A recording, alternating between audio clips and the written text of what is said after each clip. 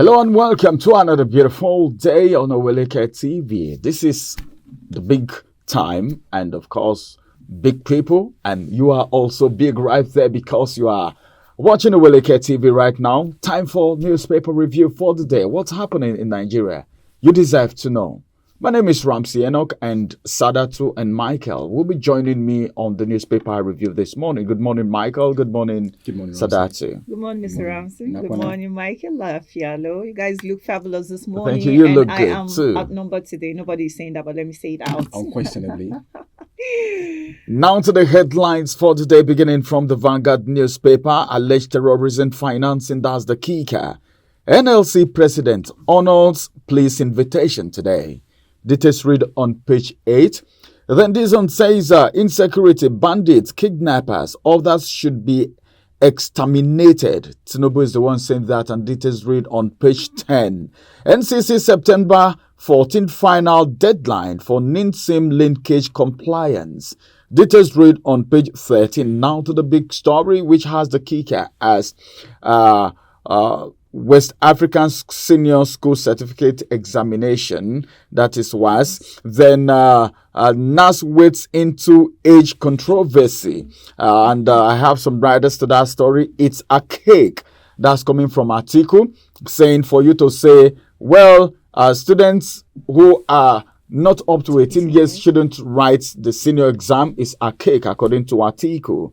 Then federal government says acting like military regime. All right. It says federal government acting like military regime. Federal government's declaration unacceptable and draconia. That's coming from CSOs. I will lead to capital flight. Okay. It will lead to capital flight. That's coming from Don. We will subject it to public hearing. That's the Senate. And finally, we haven't been briefed on the matter. That's House of Reps saying that. Meaning, I told you a lot of people were going to come into that, and we talked about it. It was so hot here between Sadatu and Lovett the day we spoke about it. Those are mothers in their view. Parents said they were going to go to court. As a matter of fact, NUT said it's going to affect education and so many other reactions. Now, National Assembly is stepping into it, and Atiku is saying this is a cake. What do you mean? If you're not up to 18, you shouldn't go to the university. Who said so? All right, let's see how this is going to end. And that's going to be the size of the headlines from the Vanguard newspaper this morning, as I hand you over to Sadatu for the next paper. Good morning. Let's take a look at the Nation newspaper and all the juicy headline that comes with it this morning. The first headline says, Ajayro, NLC direct members to converge on police command. And then the other headline says, foreign investor pump 800 billion naira into brewery subsectors. Then the next headline says, Atiku should wait till 2031 to run, says Bode George. I take that again. Atiku should wait till 2031 to run, says Bode George. That would make him so old to contest for an election. I think that's more like By then he'll become an octogenarian. I think that's ironical. Yeah, I think it's like trying to say, hey, man, you just need to go rest. Now your time is up. 2031? Wow, that's a long way. Okay, why Hajj Commission must be reformed by presidency. And then the big story says police officer 19 order held for terrorism. I take that again. Police officer 19 orders held for terrorism. And there's one writer to that story that says how ASP orders suspect about Boko Haram bandit ISWAP by DIA. And then the last headline says banker committee complete restoration of National Theatre. And that's all the size of the headline we have on the national newspaper, on the Nation newspaper. For further reading, do well to grab a copy. Over to you, Michael. Thank you, Sidatu. Let's move straight to the Daily Trust today. And the first news I'll take on page 3, the kicker says kidney harvest. Federal government suspends doctor accused in Daily Trust report. Away from that, NCC set September 14 as final deadline for SIM-NIN linkage. Details on page 23.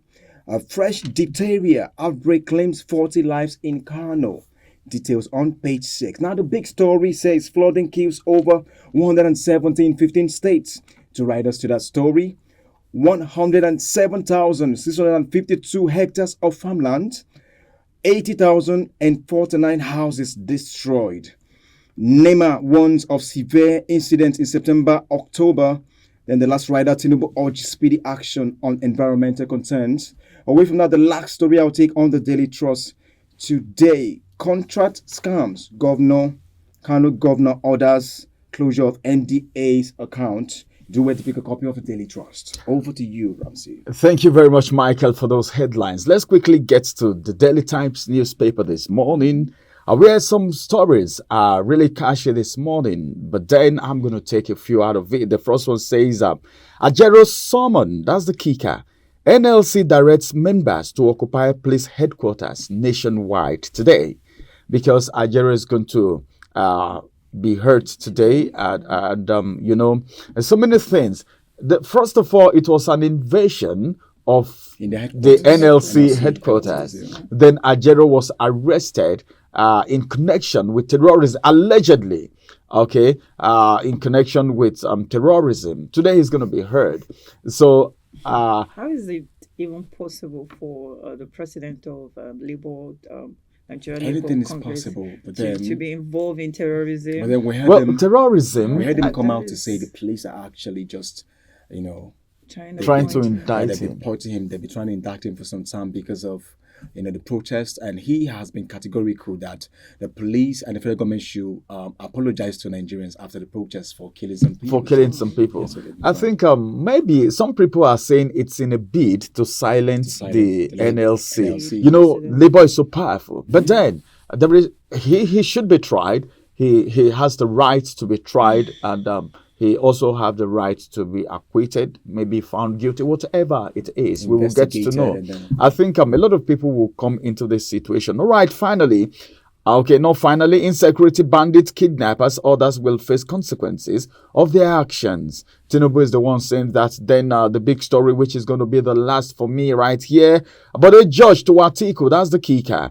You can't be president in 2027. So emphatic. You can't be president in 2027. In one of the papers, he was referring him to 2031. Just two riders to that story, says PDP will field a southerner as presidential candidate in 2027. The second rider said, talking about 2027, insensitive. Atiku's spokesperson replies Bode George.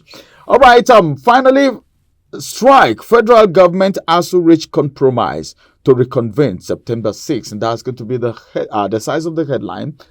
From the headlines from the Daily Times newspaper this morning. Let's go on a quick break. After the break, we'll return. I would look at the political scene as we review one of the big stories on the papers. And joining us in that conversation is going to be a political analyst, Adefolarin Olamilekon. Don't go nowhere. We'll return after the break. Follow us on our social media handles at Oweleke TV. Visit our website at www.oweleketv for a thrilling journey. Oweleketv, rising star at the fairground.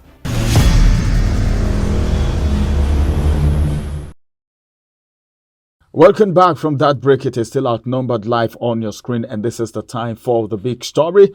Like I said before we went on break, a lot of things happening the political scene, and we will be talking about it this morning, especially the preparation for 2027. The last time Ganduje came out to say, well, a poster leaked, showcasing him as contesting for the presidential seat in 2027, and he said, no, I am not trying to unseat the now president, talking about Ahmed Bola Tinubu, but then the opposition parties, the Labour Party and PDP, theirs is certain that they need to field someone that will be able to unseat the ruling party in 2027. And this morning, Bode George, an elder statesman in PDP, his pedigree in PDP, he has made a statement directly to the presidential candidate of the 2023 election in the person of Atiku Abubakar. Bode George is telling Atiku Abubakar, categorically, he said, you can't be president in 2027. Joining me on the conversation this morning is Adefolarin Olamileko and, of course, Michael Ekenedile-Chukwu. Good morning once again. Good morning for having us. Good morning. Good morning, Michael. Good morning, Folarin. Yeah, let me begin from you this morning. You can't be president in 2027. Is that not too direct? Is that not? Does it sound like somebody who is sounding sentimental? Maybe someone who has something, a skeleton. Maybe does it sound more like a hate speech? Maybe because as a result of hatred or something, or you feel this is a real statement. And the reason why he said that is because he feels the Southerners should field someone in 2027 for the presidential seats. For me, it's an intriguing political word. It's an intriguing political statement. It's one of those negotiating, bargaining, as well as one of those words that we find in political science definition, talks about what is politics. Talk about bargaining, interrogating, interventioning, as well as negotiating your will, as well about collective interest, as well as against self-individual interest. So it's something that has been built up in our politics, particularly for those of us that follow Nigerian politics. Discover that anytime a statesman like Bode George or any other person come out to speak categorically about what they think or what they feel that the political arrangement should be, they normally say it in a way that it fueled and it support their interest. So that's what they have said at this point in time. So for whoever that is saying it to, should also understand in the past, such person may also made that stand. And if you are talking about PDP at this point in time, PDP is, for me, is trying to correct some of the abnormality they have inherited as a result of not following gentleman agreement they normally had within themselves. If you discover that since 1999 that this Fourth Republic started, PDP has always put in place a gentleman agreement in terms of zoning formula, in terms of zoning arrangement, even to the state level, to the local government level. But all of a sudden, that zoning formula has been jettisoned as a result of self-individual aggrandizement as well as self-individual interest in a way to have a space in the political arrangement, political calculation of Nigeria. And that's why today, if Bode George is saying that somebody cannot be a president in 2027, it's only reflecting back to their mistake of yesteryears. Only reflecting back to their mistakes of yesteryears. That's coming from Adefolarin, and he is saying, well, this sounds more like the bargain. And of course, it's true that PDP's gentleman agreement that was on before now is no longer there. Maybe because of individual interest. Remember the G5, remember the problem. I think a few days ago, there was a committee set up to settle the issue, the rift in PDP, but then it seems not to hold water yet. We've not heard anything. The reconciliation committee have not really come up with anything. Let me ask Michael now. Michael, according to the spokesperson of Atiku Abubakar, he said talking about 2027 in 2024 is insensitive. I don't feel so because from what he said, Bode George joined PDP in 1998 and he was a former governor of Ondo State under the military regime, if you can recall. So joining them as far back as then, and it's also in PDP's constitution, section 7, subsection 3C, that states that zoning and rotation must always apply to ensure equity, fairness, and transparency. That means a Northerner has been in government for 8 years. Buhari left. A Westerner is there now. So it should outrightly, according to their constitution, like I mentioned, go to a Southerner come 2027. And also, remember that Bode George, he's coming from the angle of, he's going to be an old man. Let's look at America, for example, or as a yardstick. Joe Biden dropped for Kamala Harris, who is younger.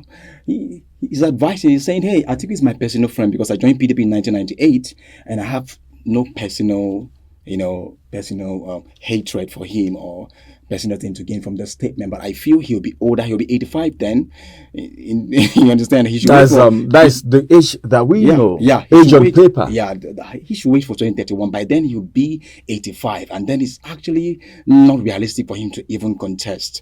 He's advising him as a friend and also categorically stating their constitution according to how it is stated, it is supposed to go to a southerner come 2027.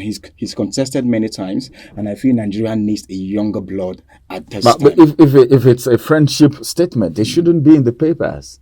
It was emphatic. According to our Constitution, Section 7, Subsection 3, for fairness and transparency and equity and fairness, there is rotation and, zoning and rotation. So if PDP can follow according to that Constitution, then Atiku does not have to run for presidency come 2027. Yeah. Will it be difficult on sitting? We're rounding up. Will it be difficult on sitting APC in 2027? Because someone said in one paper, I saw it in one of the papers yesterday, when someone was saying, with the hunger in the land, with the way things are going, Nigerians may not want to vote for APC in 2027 anymore. But then this is Nigeria. If things take a twist, if there is a twist to the situations right now and things get better, the Nigerians may even forget everything that has happened. So in a nutshell, do you see it very easy for any party to unseat APC in 2027? It's going to be very easy, but on the other side, who are the candidates that are coming? And for me, as a political economist, also understand Nigerian political water, most of the candidates that we have had so far, most of them, what kind of policy do they have alternatively to what APC is pushing out? Many of us have forgotten that whatever APC is doing today is what PDP did some years back. So it's just a repetition. The thing is that we are still following the new economic policy of World Bank and IMF, in a sense that to justify why we must do certain things. Organized private sector must come into the economy. This must be competitive pricing must come. So we have not gotten a government that understand that homegrown economic policy need to come in by looking at what they are proposing to out from the IMF and World Bank and the rest of the international bodies that we are lingering to or we are running to for help or for whatever, and look at ourselves and say, what can we do in terms of local economy and make it grow? But most of the people that will parade still belong to the old blocks of capitalism, neo-capitalism policy of economy. That at the end of the day, government will be looking out for opportunity to always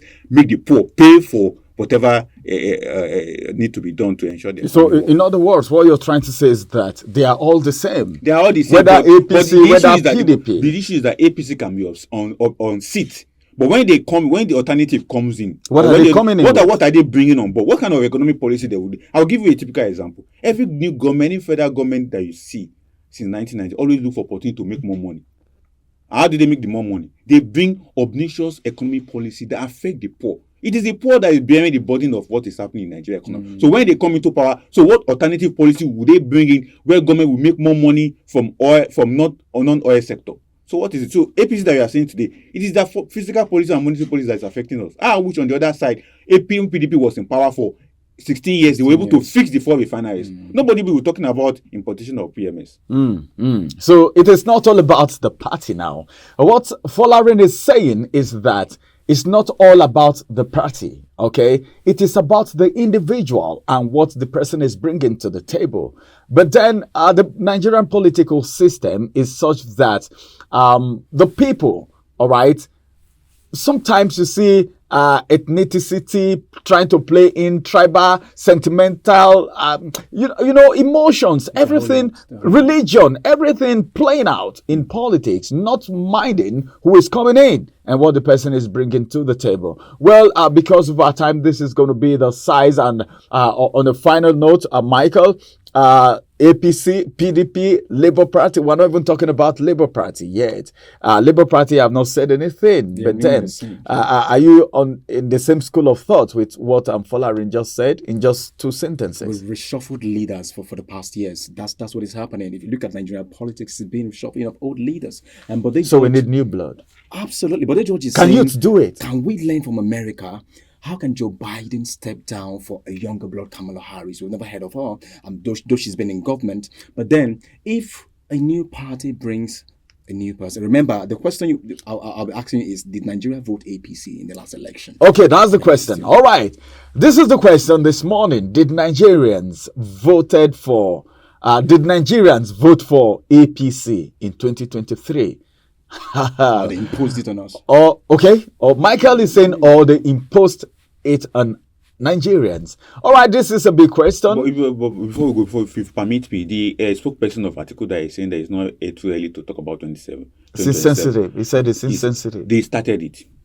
They started it, so we should remind him that they started it with all their pernicious statement around government policy, attending all manner of political rally here and there. They started it, so Bode George give it back to them. All right, they started it, and Bode George is giving it back to them. This is politics, of course, and so many things happen. Well, this is going to be the size of the big story on Outnumbered this morning. Let's go and just have a wonderful time. But then, don't go away from the channel. Go through the channel. A lot of educative, informative, and of course, entertaining programs on Oweleke TV. We'll return again, and that's going to be tomorrow for the TGIF edition of Outnumbered. Bye-bye for now. My name is Ramsey Enoch.